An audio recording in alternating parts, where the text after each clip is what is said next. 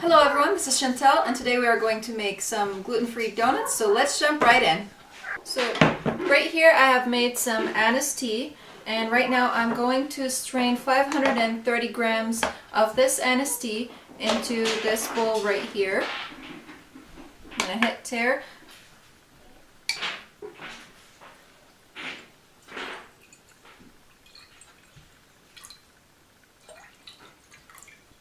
Perfect.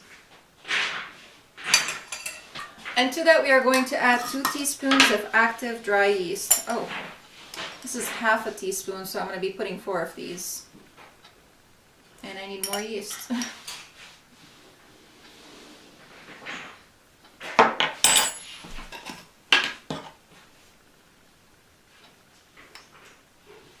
We're going to give it a quick stir, and then we're just going to let it rest for 10 minutes.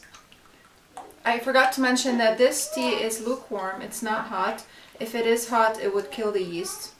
So once it sits for 10 minutes, you're going to see it frothing, that you know this way that your yeast is active and you can use it. So I'm going to set this aside, put it in the microwave without turning it on so that it can do its thing. Meanwhile, while the yeast is being activated, I'm going to work on the dry ingredients. And we are going to add into this bowl 417 grams of brown rice flour,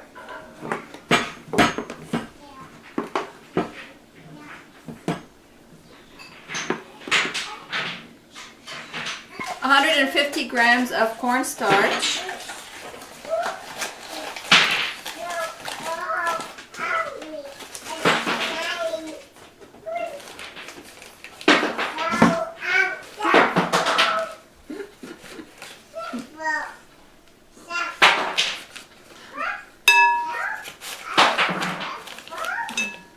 13 grams of psyllium husk,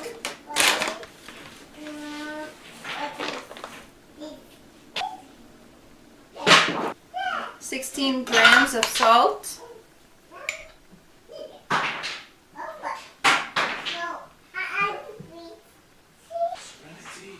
282 grams of brown sugar,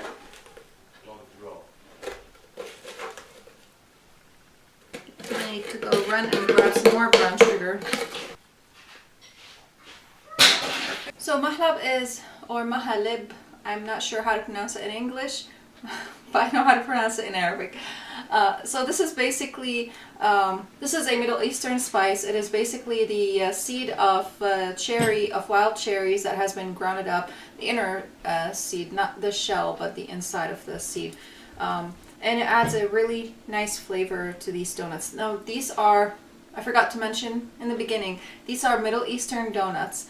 You probably can use the same recipe without the anise, replace it with water instead, and maybe add some cinnamon if you want or something like that, and you could omit that if you just want to make regular donuts. But for the Middle Eastern donuts, which I highly advise you to make them, guys, and I believe you're gonna love them, they're lower in sugar than just your regular everyday donuts, so that's a bonus for me at least. So right now we're going to add some of this into here. We're going to add 7 grams of mahlab into the mix over here. Oh, I love the smell.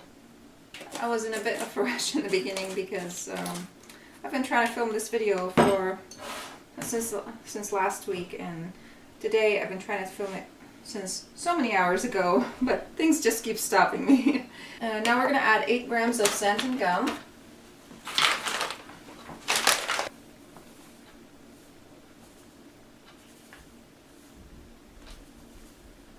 10 grams of potato starch.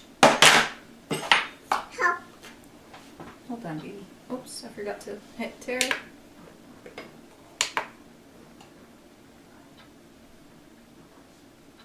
And some freshly grated nutmeg. And I have pre-ground nutmeg, but I highly advise you to use the freshly grated stuff just because the taste, you cannot compare. And just as a tip, I store my nutmeg in the fridge, the non-grated stuff. This way it stays fresher for longer. Okay, so now we're gonna mix this really well because we want to combine all these beautiful ingredients together. How? I want to make sure to smush all these brown sugar pieces in. They tend to clump up. Oh, you should smell this, seriously. You guys can find this recipe along with many other gluten-free recipes up on peacefullivingnh.com. I will be leaving the link for you in the description box below for this recipe, along with the mahlab and anything else that I find of value to you guys. And don't forget to check also the description box for some other videos that I have over here. And if you are new here, please don't forget to hit that subscribe button, and if you like this video, don't forget to hit that like button as well. For whatever reason, my yeast did not froth up, but I know it is active because I've been using it to bake like almost every day, all the time.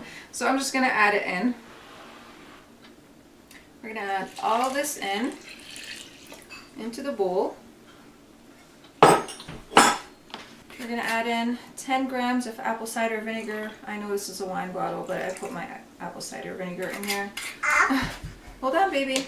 We're going to add 30 grams of extra virgin olive oil. Hold on, beautiful. Oops, I added a little bit too much. Let's see if I can take it out. And now I'm going to mix it using a wooden spoon. You don't want to use your hands over here because it gets really sticky, and the dough is supposed to be sticky because if you add less liquids in here, it is not going to give you soft donuts.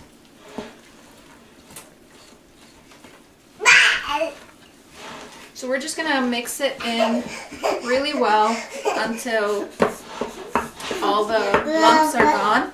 You could also do this in a KitchenAid mixer, but today I'm just doing it in here. I hope you guys can hear me over my baby.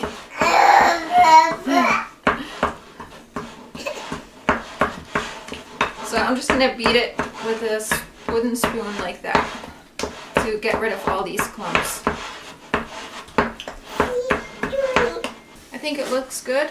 I'm just going to scrape off the excess dough over here. And then we're going to cover it and let it rise. You can let it rise until it's double in size. It depends on how long it's going to take it to rise. Might take you from between 1 hour to overnight. Right now it is night over here, so I'm going to let it rise overnight, and the next morning when I get up, I'll work on it. So I'm just going to cover it with some shrink wrap. Oh no. I need a scissor now. I didn't use the side that it has the thing that cuts. Oh well. Okay, there we go. So I'm just going to cover it, and I'm going to set it aside in the microwave, and this is going to rise. And tomorrow morning, or whenever I able to get to it, we'll continue this process. While we're here, I want to mention to you guys that I also have another channel. It's Peaceful Living NH on YouTube, and I will be leaving the link for it down in the description box below. If you're interested in gardening and food preservation and self-sufficiency and all that stuff, head on over there and check it out. You might even want to subscribe. I don't know. I'm doing all sorts of stuff over there. I'm getting ready for the next gardening season, and I hope to see you there. So I'll see you tomorrow. So it's the next morning, and I have the dough over here. It has risen, and it is double in size, and you can see all the bubbles.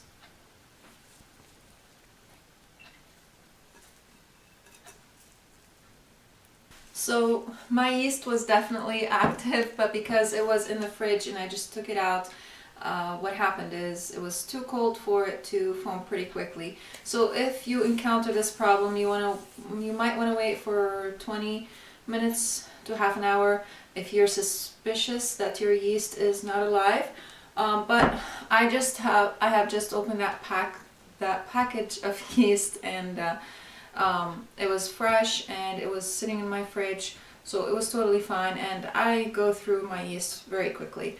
And over here I also have some raw unhulled sesame seeds, and I love the flavor of these sesame seeds. I'll be leaving the link for them down in the description box below. These are my favorite sesame seeds to use. And I also have a pan that I have lined with aluminum foil, shiny side up. And that's because I ran out of parchment paper. If I had parchment paper, I'd be using that instead. And I advise you to use parchment paper also. So, forgot this. I also have here a bowl filled with some vegetable oils. You could use whatever kind of oil, vegetable oil. You could use whatever kind of oil you want. And now what I'm going to do is I'm going to dip my hand with this oil them really well and in between my fingers and my fingertips, just to make sure that my entire hand is oily, because if any part of your hand is not super oily, what's going to happen is the dough is going to stick to it, because we are going to be getting our hands into this dough. So and we're going to be shaping our donut logs, which is the way how we make our donuts in the Middle East. Now, before I proceed, I just want to mention that this donut recipe is a traditional recipe for that we make around Easter time or close to that. It's basically in remembrance of the baptism of Jesus Christ. And I don't know, it's kind of gruesome because they're being dipped in oil. Yeah, I'm not so sure about that. But anyways, it brings really nice memories for me, because my parents used to make a giant bowl of this donuts every single year around this time. I just love these donuts. I love the flavor, I love the smell, I love how you know, the memories of just seeing my parents working together and making these donuts, and us children just hanging around them in the kitchen and eating all the yummy donuts. Okay, so again, I'll be also making some other donuts recipes in the future. This is not going to be the only donut recipe, of course, but I'll again be leaving the link for this recipe down in the description box below. I'm trying to talk so fast because I'm trying to rush before my baby wakes up. Again, I keep calling her a baby. She's a toddler. Anyways, so let's start.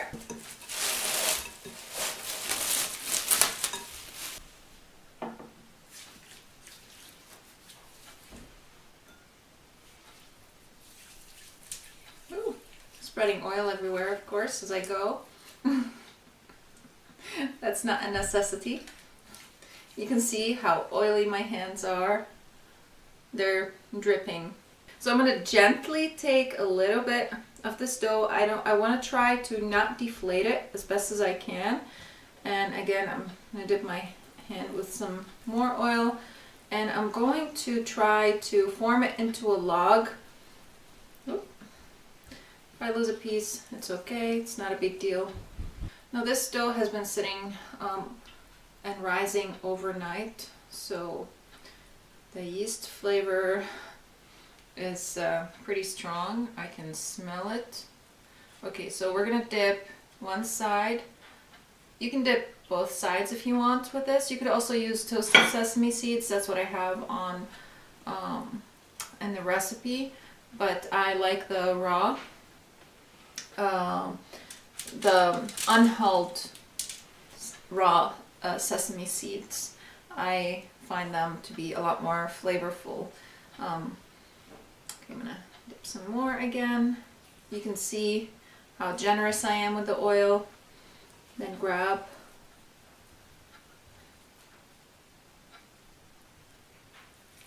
and try to just gently roll it in between your hands and form it into a log. Okay, so we're just gonna keep doing that as you can see, I'm just gently manipulating it, trying as best as I can to not knock all those air bubbles, because we are not going to let it rise again. Because if you do, it will fall apart when you come to fry it. So we're just gonna gently roll it. Okay, I'm gonna do one more for you guys, and then I'm gonna finish them, and or at least fill this tray over here, and then we'll fry some. And the smell is just so heavenly when you let it sit and rise and ferment and let all those flavors meld in together. And when the mahlab soaks in the moisture, it just, the flavor magnifies tremendously, and the flavor from the anise and the nutmeg and the mahlab is just wonderful. Wonderful, wonderful. Brings back so many beautiful memories. Okay. Oh, I forgot to oil my hands. You see, because I didn't oil my hands before I grabbed this one, it started sticking. And you notice, it doesn't matter how long they are, as long as they're around this thickness, about 1 inch to 1.5 inches in thickness. That's what matters. And I'm putting them on the side, I'm putting the side that has the sesame seeds down to help with the stickiness. This will prevent them from sticking to the tray over here.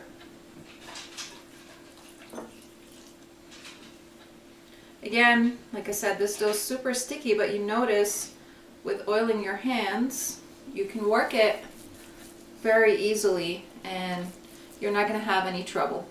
So I'm just going to finish these and I'll get back to you guys. So as you can see here, I have finished rolling them all. I cleaned up the area, and now I'm preheating a frying pan filled with oil. I'm using vegetable oil, and once it's hot enough, which is around 350 degrees Fahrenheit, we're going to be putting these in, about 3 to 4 at a time, depending on how big your frying pan is. And you can see they're mostly far from each other. I can move it. They're not sticking to the pan. I think that probably before I touch them and put them in the pan, I would have to oil my hands, and that's okay, I guess. I don't know. We'll see what I will do. Yeah, I'll probably be oiling my hands before I pick them up and put them in the pan, just so that they don't stick to my hands. You could, at this stage, I think, just pick them up and put them in the pan without oiling your hands, but you might have the risk of them sticking to your hands. I guess the aluminum foil worked well, so if you don't have parchment paper, you could use aluminum foil as well. Just make sure to use the shiny side because it's less sticky. And to make sure that my oil is hot, I'm just gonna stick a piece of gluten-free bread in here, and it's bubbling, so I can definitely start putting them in. I think it might be a little bit too hot, so I'm gonna turn it down a little bit to a little bit lower than medium heat. So on my stove, that would be 4. I'm going to bring the oil, put it next to me. I'm just going to dip my fingers in oil. I think it's just the safer bet. I don't want to risk having them stick to me. Oh, perfect. So I'm going to put about maybe 4 of them in there. I think I can fit 4. There we go.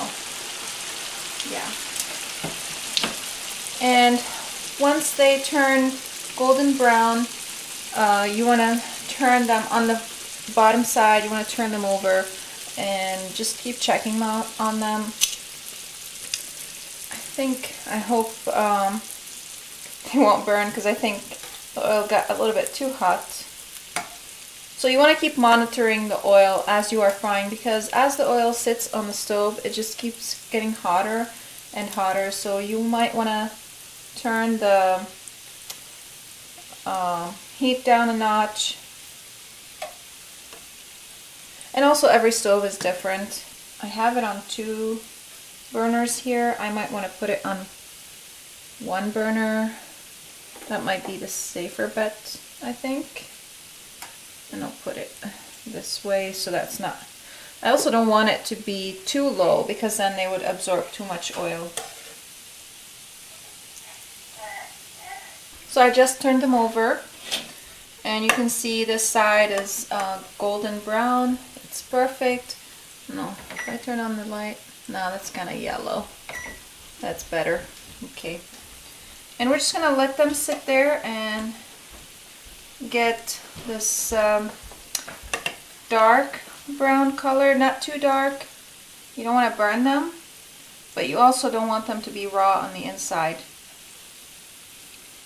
Now, if you want, you could skip the sesame seeds and then you could fry them and dip them with like a cinnamon sugar right after you fry them if you want. Then they would become sweeter. But I'm just giving you the Middle Eastern version right now. I'm just checking on the bottom, I'm flipping them, and if I notice that the side needs a little bit more browning, turning it over. I think this one over here is done.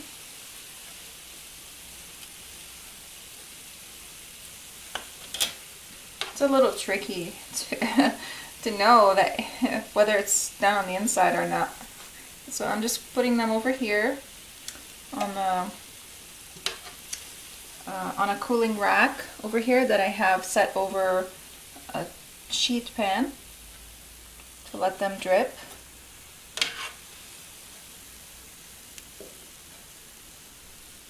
And I'm just going to keep doing this until they're all done.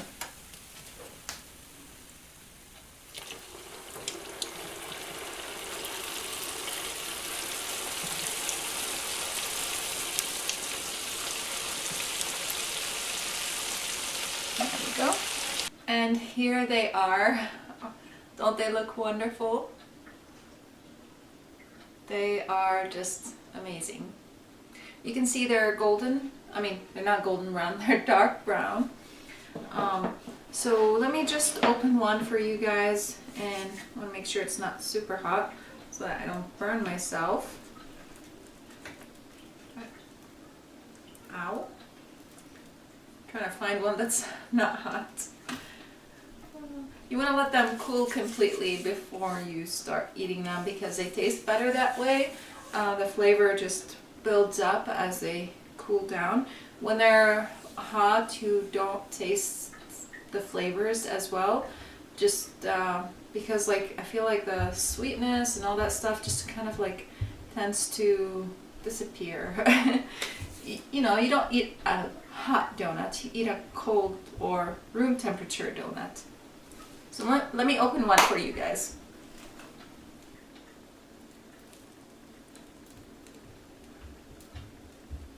Let me break it off at a different point because this point was the weak point. You guys can see. Look at that. I think it's wonderful. And I'm gonna give it a taste even though it's hot.